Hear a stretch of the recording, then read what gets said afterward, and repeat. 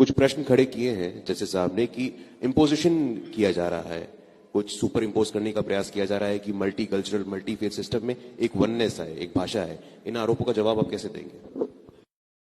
देखिए, जो विविधता की बात कही गई, विविधता तो भारत की संस्कृति के मूल स्वरूप में है। भाषा की विविधता तो छोड़िए, यहां तो भगवान एक नहीं है, भगवान ही भिन्न भिन्न प्रकार के हैं, और एक ही भगवान को आप एक राज्य से दूसरे राज्य में जाइए उसका स्वरूप बदल जाता है। पर समस्या जानते कहां है? समस्या यहां पे नहीं है। अभी सुरेंद्र जी ने बात शुरू की, जो पहला उन्होंने शेर पढ़ा ना, सरजमीने हिंद पर अक़वाम आलम के फिराक, काफिले बसते गए हिंदोस्तां बनता गया। यही माइंडसेट प्रॉब्लम का था। जैसे ये एक सराय थी, सब काफिले आके बनते गए और हम सेटल होते चले गए। हकीकत ये नहीं थी। मैं जयशंकर प्रसाद की कविता का एक पंक्ति उद्धृत करना चाहूंगा। हम क्या थे? हिमालय के आंगन में प्रथम, उसे किरणों का दे उपहार, उषा ने हंस अभिनंदन किया और पहनाया हीरक हार। जगे हम लगे जगाने विश्वलोक में फिर फैला आलोक, व्योमतम पुंज हुआ तब नष्ट, निखिल संस्कृति हो उठी अशोक। हमने ज्ञान शुरू किया भाई। भारत शब्द का अर्थ क्या है? भा का अर्थ होता है ज्ञान का प्रकाश, और रथ का अर्थ होता है उसमें लगा रहना। प्रॉब्लम यहां से आई।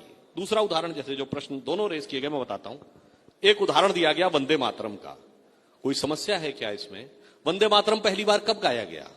1896 के कैलकाटा के एआईसीसी सेशन में गाया गया, जिसकी अध्यक्षता किसने की?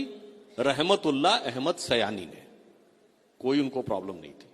1905 में जब करजन ने बंगाल का डिवीजन किया, बंगाल के हिंदू और मुसलमान दोनों लोगों ने बंगाल की सड़कों के ऊपर वंदे मातरम गाते हुए 4-5 साल में ऐसा माहौल बनाया कि 1911 में वो रिवर्ट हो गया। कभी इशू नहीं बना। 1947 14 और 15 अगस्त की रात, जब ना कॉन्स्टिट्यूशन बना था ना हमारा नेशनल एंथम बना था, कॉन्स्टिट्यूएंट असेंबली की पहली बैठक कैसे शुरू हुई? सरोजिनी नायडू ने वंदे मातरम गाया, then the entire constituent assembly started, यानी देश अस्तित्व में उसी में आया। 1952 मौलाना आजाद देश के पहले शिक्षा मंत्री बने, और शिक्षा मंत्रियों का जो पहला सम्मेलन हुआ दिल्ली में, वंदे मातरम नहीं, सरस्वती वंदना भी गाई गई। कल्चर था, ये इशू नहीं था। प्रॉब्लम हुआ जब 1976 में इमरजेंसी में सेकुलर वर्ड डाला और फिर उसका पॉलिटिकल यूज करना शुरू हुआ, तब समस्या हुई। अब मैं आपको डिफरेंस का भी बताता हूं। देखिए, जो एक बात कही जाती ना कि आप एक पर्टिकुलर चीज थोपना चाहते हैं ना, मैं कहना चाहूंगा आप एक पर्टिकुलर चीज देखना चाहते हैं। जैसे मैं एक बात कहना चाहूंगा, यह देश जब आजाद हुआ तो 15 अगस्त 1947 को लाल किले के ऊपर शहनाई किसने बजाई? उस्ताद बिस्मिल्लाह खान ने।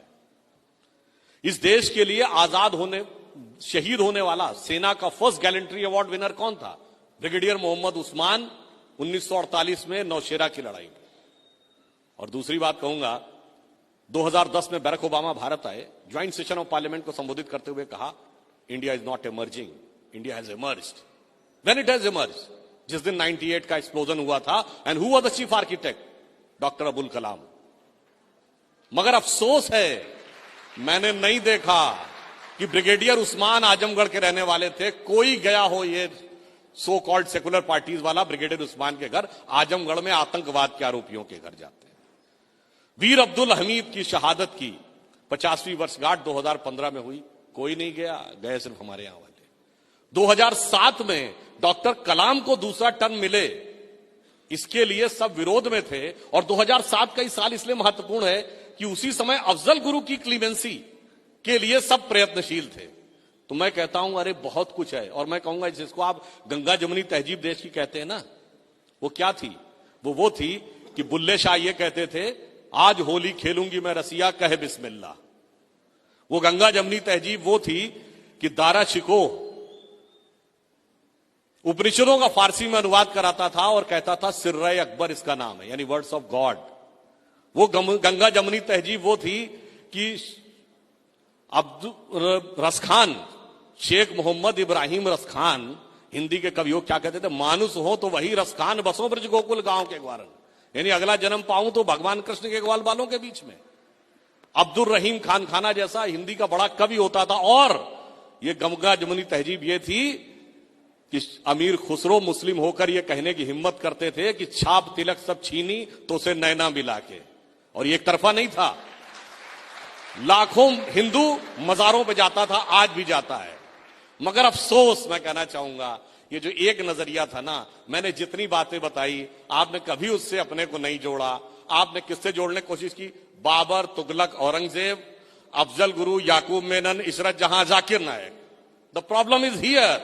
नेशनलिज्म कुछ और है, पॉलिटिक्स कुछ और है।